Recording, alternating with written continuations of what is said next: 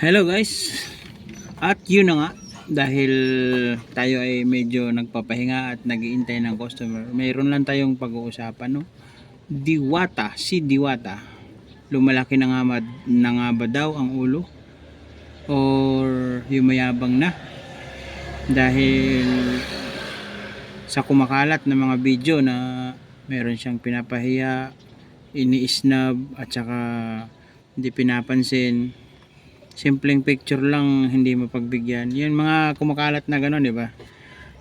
Para sa akin, opinion ko lang naman, kasi kung makakarating man to kay Diwata, edi mas maganda. Kung para sa akin,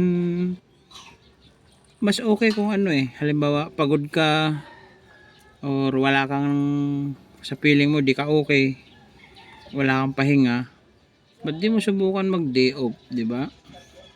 Or kumuha ka ng kaalalay mo, halimbawa cashier or pagkakatiwalaan mo dyan sa parisan mo, para kasi ang mga bashers talaga naghihintay lang yan ng mga ng pagkakamali, ganun lang yun pag once na magkamali kang konti, may nahanap sa yung butas, boom, yun na yun.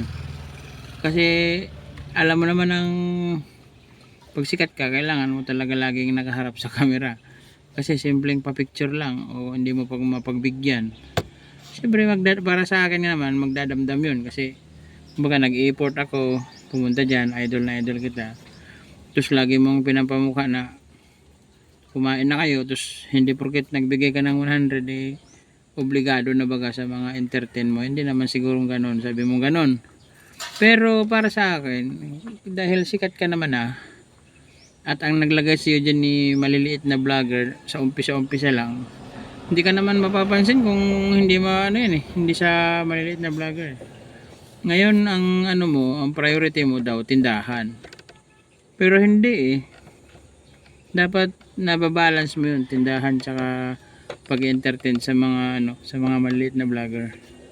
Kasi ako, kagaya ko, halimbawa small vlogger lang ako kapiraso lang ang channel ko nagdadalawang isip ako pumunta dyan. Kasi alam mo naman ako, parang busy, tapos nagdalawang isip nga ako, baka kumbaga mapahiya ako ng ganon. Siguro wag na lang, hindi na lang siguro ako pupunta. Kaya lang naman na dami talagang napila dyan, gawa ng mga vlogger talaga na unang-una mga delivery, mga rider, tapos kasama na yung mga kino-content, kasi yung mo dyan yung parisan mo, ginagawa nilang content. Kasi sikat nga naman, usapang Diwata, may views, ganon. Pero kung mag-uumpisa yun doon sa mga pagsusungit mo, sa mga pang-i-snap mo sa mga ilan mong taga-suporta, wala ka bang napansin kahit paano bawasan na ng kaunti ang pumipila, dahil hindi na ganun kadumog kagaya nung umpisa na wala pang nakikitang butas sa'yo. Pero ayos lang naman yun, kasi kumbaga may pera ka naman mayaman ka naman. Sabi nila na-discover ka pa ng isang producer kagaya ni Coco Martin, di halimbawa na lang, dapat may matutunan kang aral doon sa pakikipagpatungo mo sa mga fans mo. Simple lang naman yung isa nagpapa-shoutout lang sa'yo dahil birthday niya. Sabi mo lilipas din yan kuya. Para sa side nung na yun, medyo nakakalungkot yun. Isang lang naman isang shoutout lang, happy birthday sa'yo, yun lang. Wala bang ganun? Kailangan ba talagang sagutin mo ng pabalang? Hindi naman ako bashers mo, katunayan idol kita, kasi unang-una taga Samar din ako, tapos nagpa-Paris din ako. Kaya lang kung ang umpisa nga ikaw ang inspirasyon ko na dahil ilang beses na rin ako bumagsak sa parisan, hindi ako sumusuko. Napanood kita, nagkaroon din ako ng idea sa mga pagpa-Paris. Kaso yung aral lang sana na maipapayo ko, simple lang naman picture lang o isang ganun lang, ayos na. Pag may nagpa-shoutout, shoutout sa'yo, tapos na. Tapos hi, kung maraming nakapila, hi sa inyo, ganun. Medyo ngiti. Kaso nagpapakita ka ng medyo hindi maintindihan kung simangot o no? Ang mapapayo ko lang talaga, kung masama ang pakiramdam, feeling mo pagod ka, tapos hindi ka okay, huwag ka na munang magpakita sa sa publiko. Kasi sikat ka eh. Ako nga hindi gaano sikat. O totally hindi talaga ako kilala. O Abudo TV. Tapos pag natambay ako sa mga public, kahit paano may nagpapapicture sa akin eh. Eh lalo ka na, 'di ba? Lalo ka na, sikat ka, 'di ba? Saglit lang 'yun, wala pang 5 segundo 'yun eh. O sabi halimbawa, Diwata pa picture naman. O gaganyan ka lang. O ayos na. O pa shoutout naman. O shoutout sa iyo, happy birthday. O 'di ba? Kaso ang ibang mo, sa feeling mo na wala kang mapapala or walang regalo, ini-snub mo eh. Yun ang kumakalat ngayon ng mga haka-haka ng iba.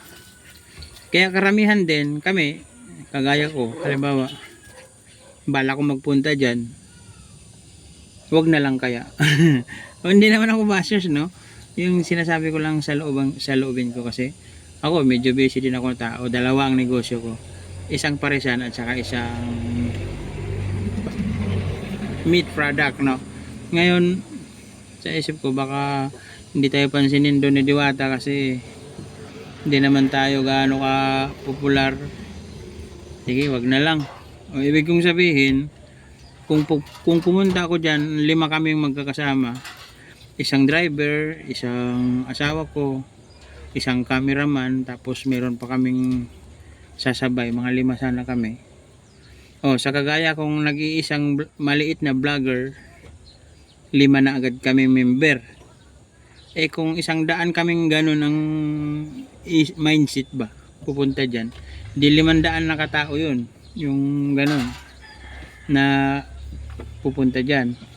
Kaso kung kagaya ko rin magdadalawang isip din, hindi na lang kasi mas malapit yata dito sa Tagaytay ang kung parisan lang at content lang naman ang kailangan, no? Doon na lang tayo kay Rosmar kung sakali. At least wala kang ini-expect kay Rosmar na picture kasi sadyang mailap yun. Maganda kasi yun eh. Hindi gano'n nagdidikit sa mga tao yun. Eh ibig kong sabihin, hindi wag mo na ipagkait naman ang mga pa-picture at simpleng shoutout kasi kumbaga sobrang idolo ka nila. Tapos nag-effort pa silang pumunta dyan. Napakasimpleng shoutout lang ang kailangan. Kunting bate, picture, tapos hindi mapagbigyan. Yung isa nga, yung taga Negros, sabi niya Idol, birthday ko ngayon, pa-shoutout naman. Lilipas din yan kuya, sagot ni Diwata. Hindi man sakita sa mukha niya na disappoint talaga siya masyado. Kumbaga sa isip niya na parang napahiya na hindi malaman.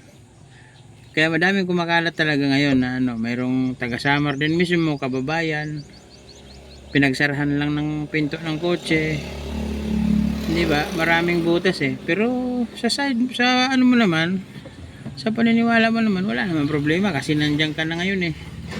Kumbaga hindi mo na sila kailangan, parang gano'n ang mo. Magalit kayo kung magalit, parang gusto mong sabihin gano'n eh.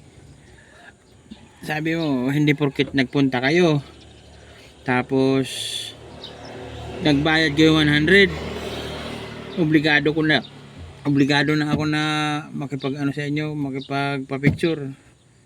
Hindi naman siguro sa ganun. Kaso wag mo naman ipagkait ang picture o maglagay ka ng oras. Halimbawa 12, madaming kumakain, bawal ang picture.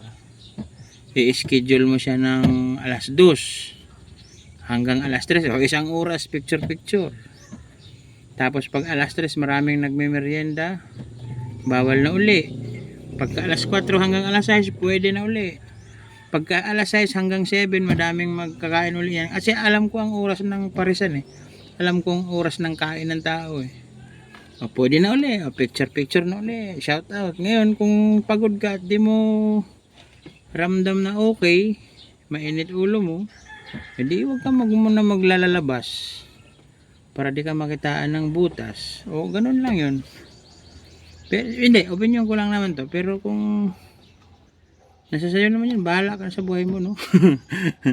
Hindi, wala naman akong ano doon. Yun opinion ko lang. Kasi, siyempre, makikisaw-saw tayo. Usapang diwata yan, trending sa, ano yun sa lahat ng platform Kumbaga, opinion mo, bahala ka. Opinion ko, akin to. Oh.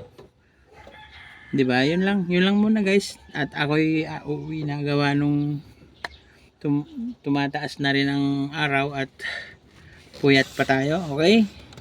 Yun lang muna guys. Huwag niyo naman akong kalimutang i-follow. Baka naman.